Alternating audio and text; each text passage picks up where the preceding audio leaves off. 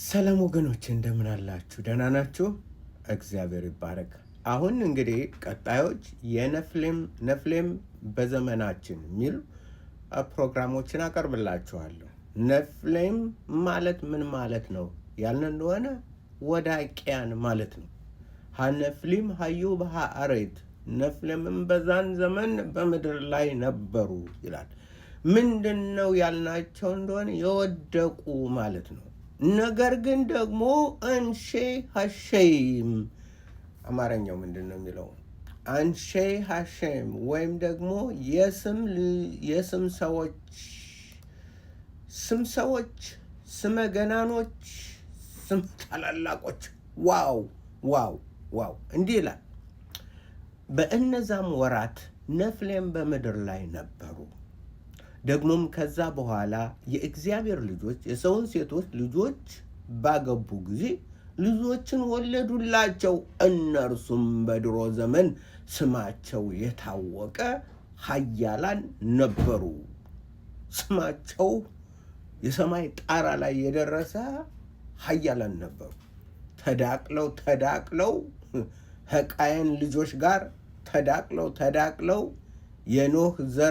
በኖህ ዘር የነበሩት ተዳቅለው ሰዎች መላእክት ነው ይላል። ኧረ እባክህ መላእክት ደግሞ ምንድን ነው? መላእክት መጥቶ ማለት ነው ወይዘሮ ከበቡን አገቡ እና እንትን ብለው ጥፊት ይላል ማለት ነው። እንዴት አድርጋ ነው መላኩ የምታየው?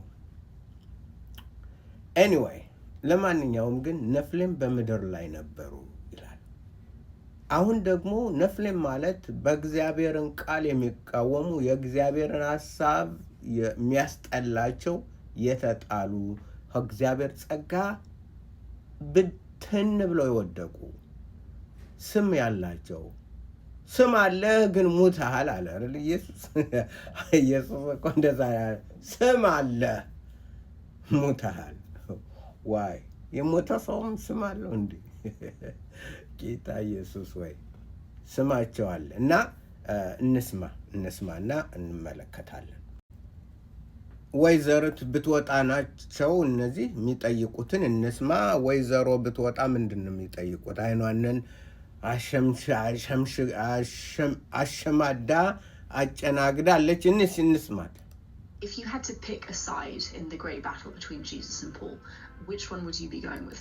ከኢየሱስና ከጳውሎስ ጋር ያላቸውን ልዩነት ትልቅ ጦርነት ብትከፍት ከማንኛው ጋር ትሄዳለህ?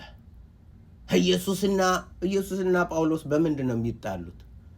ኢየሱስ የጳውሎስ ባሪያ ነው። ማነው? ጳውሎስ የኢየሱስ ባሪያ ነው። ይቅርታ፣ የተንሸዋረረች ሸውራሪት ጳውሎስ የኢየሱስ ባሪያ ዱሉ ኢየሱ ክርስቱ ይላል። ይገባሻል? ግሪኩ ዱሉ ኢየሱ ክርስቱ የኢየሱስ ክርስቶስ ባሪያ ነው እንጂ ኢየሱስና የት ላይ ነው ጦርነት የከፈቱት? ግራ የተጋባ በአቶንመንት ወይም ደግሞ በኃጢአት ስርየት ልዩነት በዛ ተመልክቶ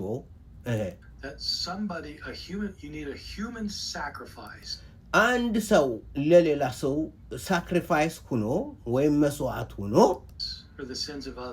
ለሌሎች ኃጢአት ሲል አንዱ ሰው ለሌላው ኃጢአተኛ መስዋዕት የሚሆንበት አለበለዛ ያለ እግዚአብሔር በእግዚአብሔር ጋር መታረቅ አትችልም የሚለው አንድ ሰው ግን ተሰቃይቶ ካልሞተ በስተቀር መዳን አትችልም። ይሄ እጅግ የሚያስጠላ ነው ይላሉ የዘመናችን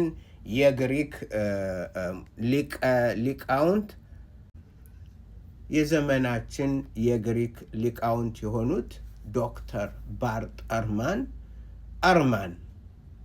ባርተርማን ያስጠላኛል፣ መጽሐፍ ቅዱስ አይደግፈውም ያለ የብሉይ ኪዳን መጽሐፍ አይደግፈውም። አንድ ሰው ለሌላ ሰው መስዋዕት ሆኖ ተሰቃይቶ ቶርቸርድ ሆኖ ስቃይና መከራን ተቀብሎ ሌላውን ሰው ያድነዋል። አለበለዚያ ግን ከእግዚአብሔር ጋር አይታረቅም የሚለው ከነገረ ቀደም ልንገራችሁ። ስንት ሃይማኖት እንደቀየረ ታውቃላችሁ? 3 ነው 4 ሃይማኖት። እንደዚህ ነው። እንደ ጭላዳ ነጣው ጭላዳ እንትንል ነበር። ቺምፓንዚ ከአንድ ዛፍ ይሮጣል። እንደዚህ አይነት ሰዎች አሉ ሃይማኖት የሚቀይሩ። ለምንድን ነው? ኢየሱስን ስለማያውቁ። ኢየሱስ ሃይማኖት አይደለም። ኢየሱስን የሚያውቅ አይነቃነቅም። ሃይማኖቱ እንትን ቢል ምን ቢል ጴንጤ ስንት አለ? ጴንጤ ሆነናል። ምንድን አለ? ጴንጤ ነው እንደ እኔ እንትን የሚያደርገኝ? ኧረ እባክሽ!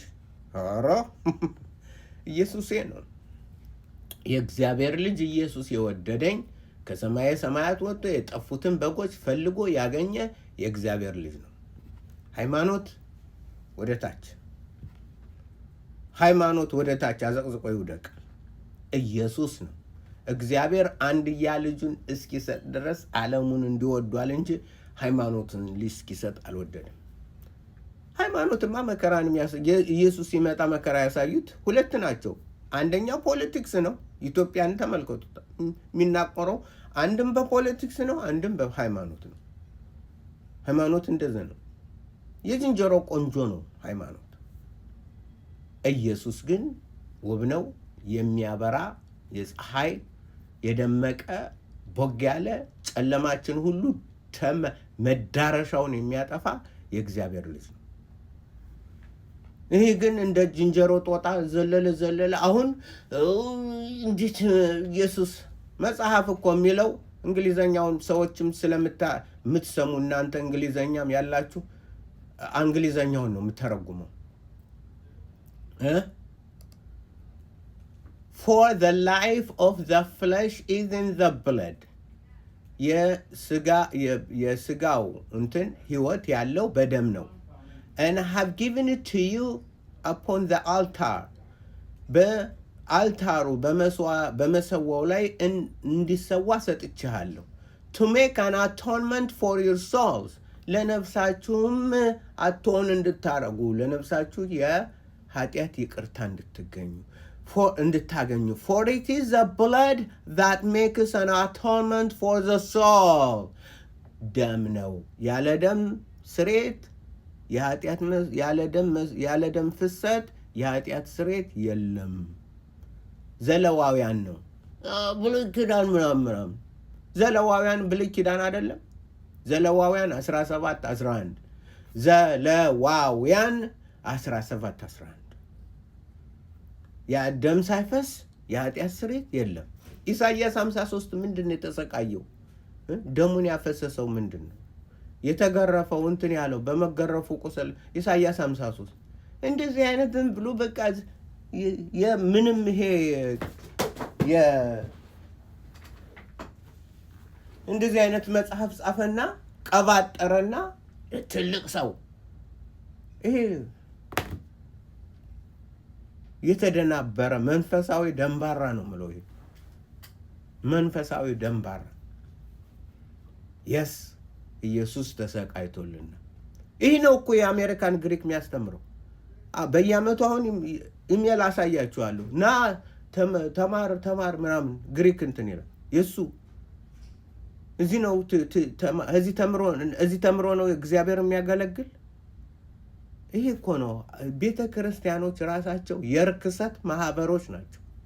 ይሄ የፕሮቴስታንት እንትን ቤጭ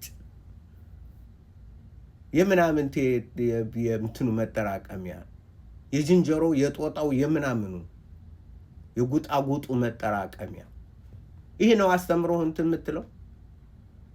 ደም ይሄ ሰው አንዱ ሰው በደም እንትን ይላል የሚለው ለእኔ ምናምን። ኢየሱስ ሕያው ነው።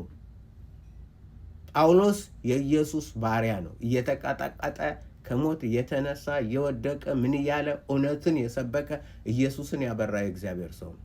እና ብትቃረኑ ጦርነት ከፍተማን ጋር ትሆናለህ። ከመዋል አውቀሽ ሙተሻል። ስለዚህ መጽሐፍ ቅዱሳችን እንከን የለበትም። አንድ ሰው ስለቀባጠረ ይህን እየወሰዳችሁ አሁን እየተረጎማችሁ እንትን ትላላችሁ። ኢየሱስ ጌታ ነው፣ ሐሰተኞች ይወድቃሉ።